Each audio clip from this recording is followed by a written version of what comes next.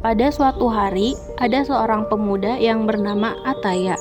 Ia adalah mahasiswa sekaligus sarjana dari Universitas Pajajaran dengan jurusan informatika.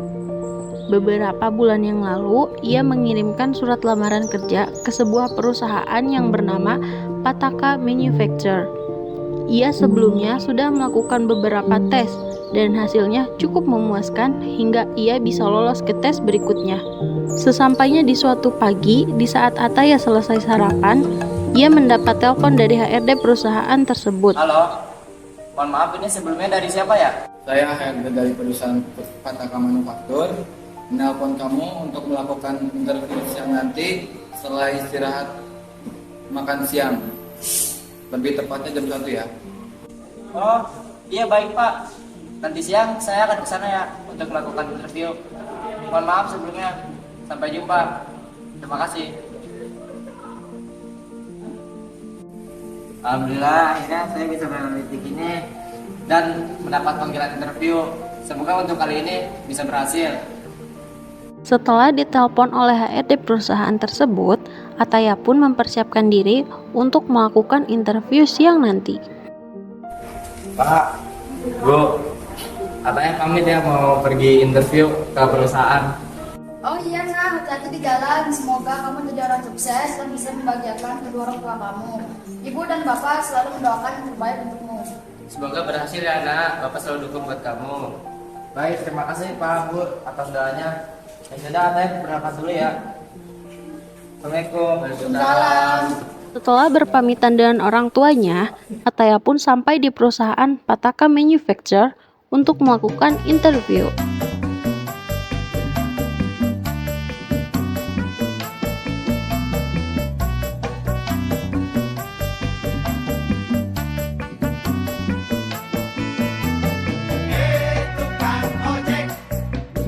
Tolong anterin saya ke jalan rawa bebek, ke rumah pacar saya. Dia ke sana, saya pun ke sana, berduaan ya ya ya. Mohon maaf Pak, ada keperluan apa di sini? Saya ingin melamar kerja di sini.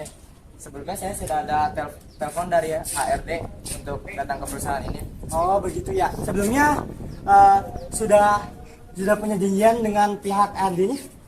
Sudah Pak, saya sudah janjian dengan HRD-nya untuk datang ke perusahaan ini dan silakan untuk ke ruangan. Kalau begitu, silakan masuk aja Pak.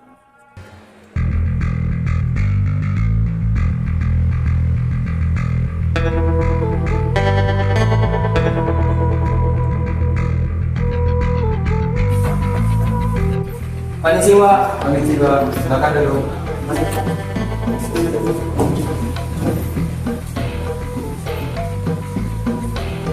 Saya ucapkan selamat kamu berhasil lolos berita sebelumnya hingga saat ini. Oh iya Pak, saya juga sebenarnya tidak nyangka bisa sampai titik ini. Saya akan berusaha lebih keras lagi. Itu bagus, kamu adalah orang yang mempunyai semangat dan daya juang yang tinggi. Dan kita pantang menyerah. Baik, sebelumnya setelah saya lihat dan pertimbangkan dari beberapa aspek, mulai dari pendidikan terakhir kamu, sikap kamu dari tes-tes sebelumnya, juga nilai-nilai sekolah kamu sebelumnya, itu sudah termasuk kriteria di perusahaan ini. Tetapi sebelum kamu masuk perusahaan ini, apakah kamu tahu apa itu 5S dan K3? Oh tentu saja Pak, saya tahu apa itu 5S dan K3.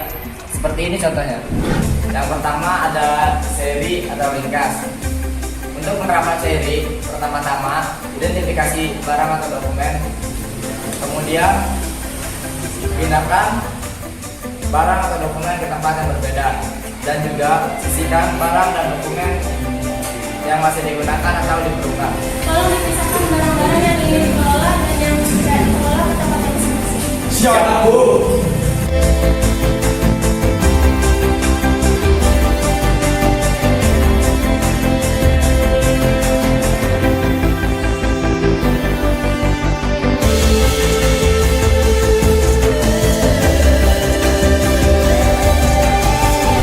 Yang kedua ada Seiton atau Rapi.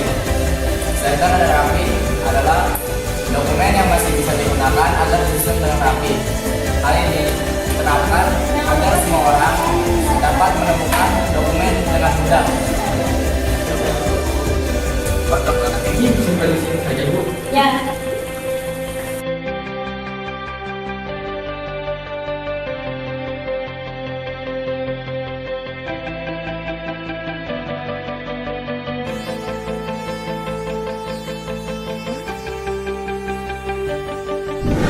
Yang ketiga ada seiso atau resik. Seiso atau resik adalah pembersihan dokumen yang sudah ditata dengan rapi, juga termasuk pembersihan lingkungan kerja. Setelah dokumen disusun pada tempatnya. Yang keempat ada seikensu atau rawat.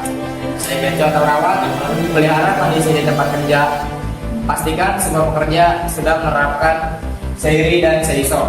Apabila belum menerapkan seiri dan seiso, agar diberi teguran dan dibina. Yang kelima ada shizuke atau rajin. Shizuke atau rajin adalah pembiasaan ketika dalam bekerja yang biasa kita lakukan setiap harinya beserta 5S. Shizuke juga mengajak kita untuk melakukan 5S. Jadi 5S itu sangat penting bagi kita semua para pekerja agar terlihat lebih sehat dan nyaman.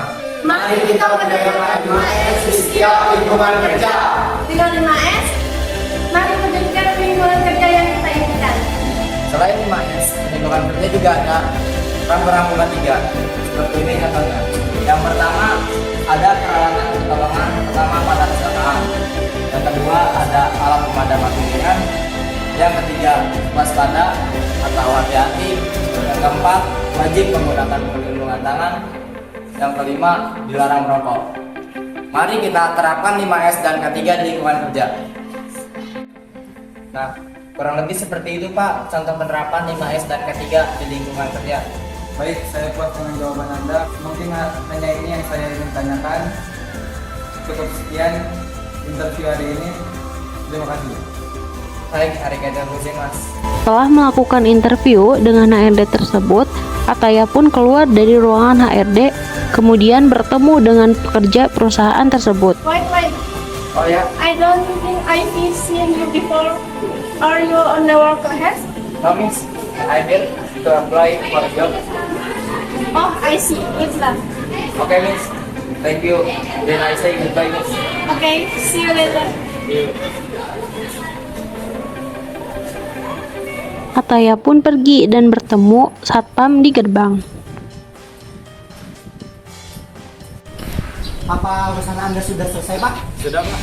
Oh, kalau begitu hati-hati di jalan ya, Pak. Baik Pak, terima kasih. Setelah 2 minggu semenjak ia melakukan interview di sana, ia mendapat telepon dari perusahaan tersebut. Setelah mendengar berita tersebut, Ataya langsung memberitahu orang tuanya. Pak, Bu, alhamdulillah Ataya sudah dapat kerjaan di perusahaan yang Ataya inginkan. Alhamdulillah Nak, ibu bangga sama kamu. Semoga kamu jadi anak yang sukses sekali ya Nak. Bapak ikut senang dengarnya, nah mudah-mudahan kamu sudah kerja di sana ya. Amin ya rabbal alamin. Terima kasih atas doanya ya Pak, Bu. Aku sayang kalian. I'll face myself to cry.